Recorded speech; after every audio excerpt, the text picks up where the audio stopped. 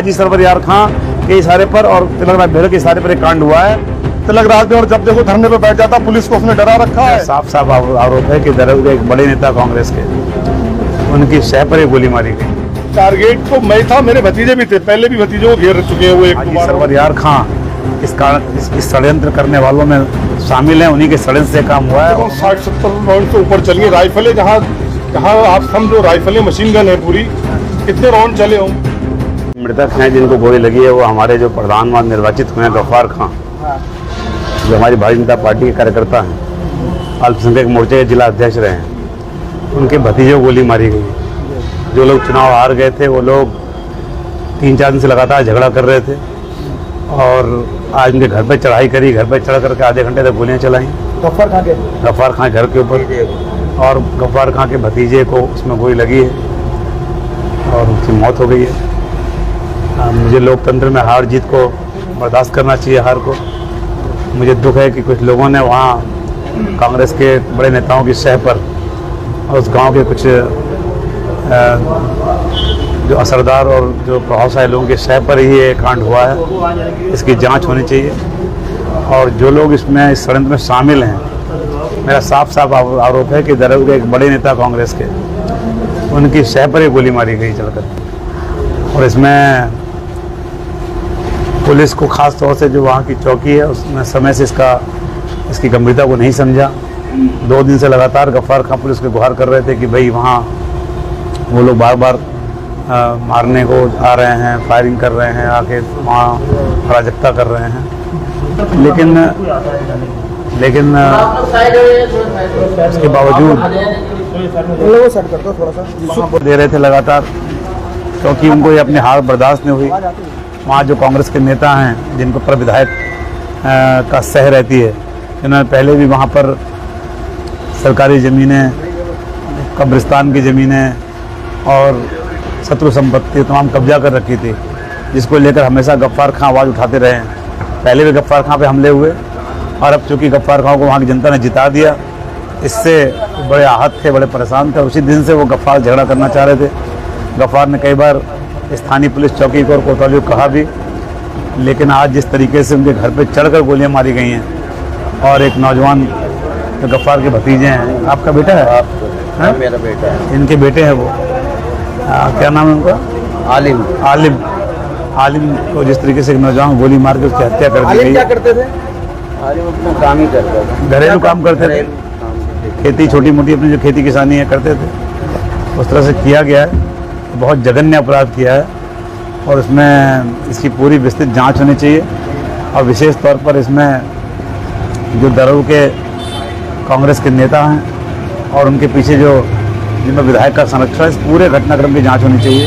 मेरा साफ साफ कहना है कि गफ्फार की जीत इन्हें बर्दाश्त नहीं हुई है और इसीलिए इन्होंने गफ्फार के घर पर हमला किया और गफ्फार के पर हमला करके उसको मारने। हाँ, आलिम नाम है, इनका बेटा है। पुलिस वह गांव पहुंच तो गई है, लेकिन मैं ये मानता हूं कि कहीं ना कहीं आज़ाद नगर चौकी और वहां के दरोगा उनकी बहुत वो रही है इसमें लापरवाही, कि उन्होंने इस केस की गंभीरता को नहीं समझा। 2 दिन से गफ्फार खां लगातार पुलिस से कह रहे थे कि ये लोग हमलावर हो रहे हैं, हथियार इकट्ठे कर रहे हैं, हथियारों की गाड़ियाँ ले रहे, गाड़ी में टक्कर मार रहे हैं और झगड़ा करने में आमादा हैं। और मैंने खुद कहा था गफ्फार से कि तुम झगड़ा मत करना, शांति से रहना, कोई कुछ कहे तो पुलिस को बताना।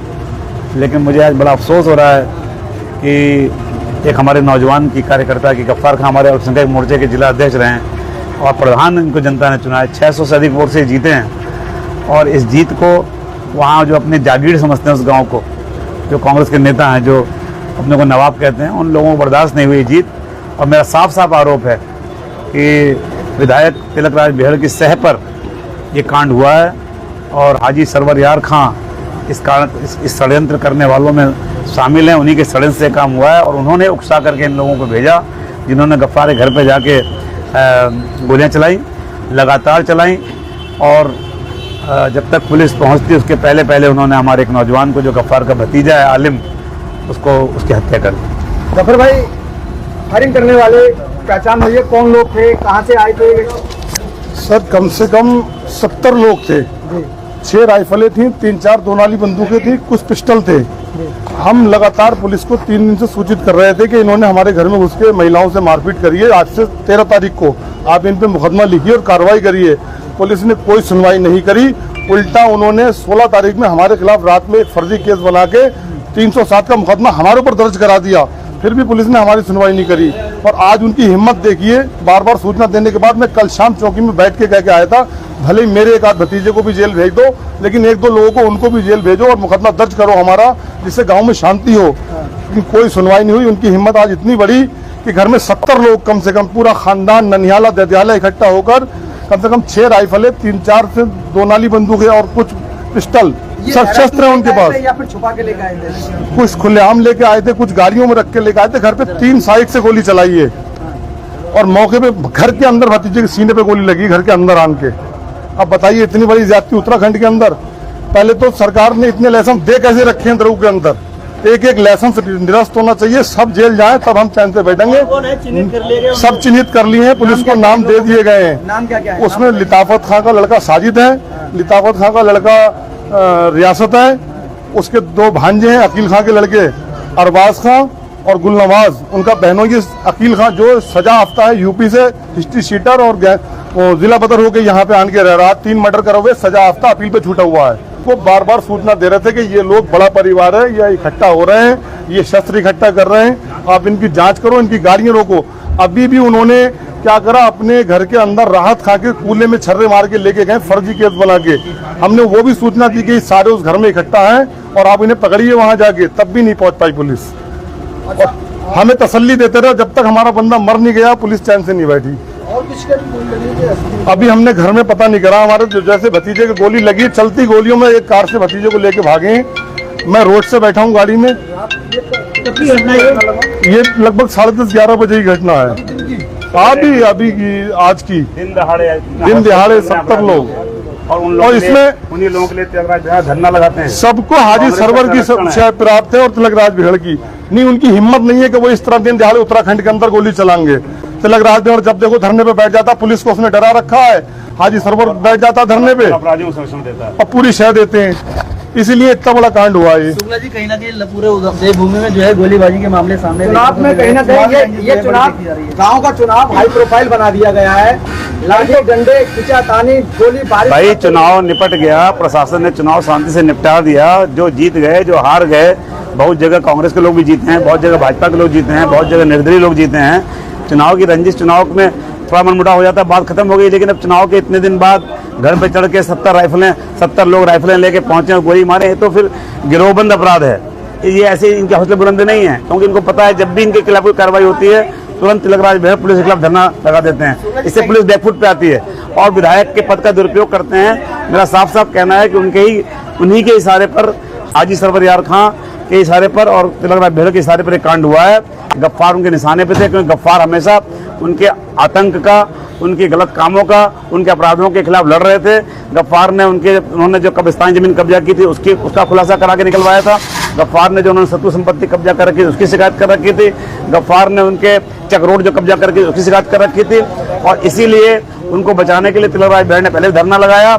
और आज भी जब चुनाव वो नहीं जीत पाए और गफ्फार जीत गए, तो उनको लगा कि अब उनके सारे अपराधों का खुलासा होगा, गफ्फार उनके सभी काले कारनामों को जनता बीच में लाएगा।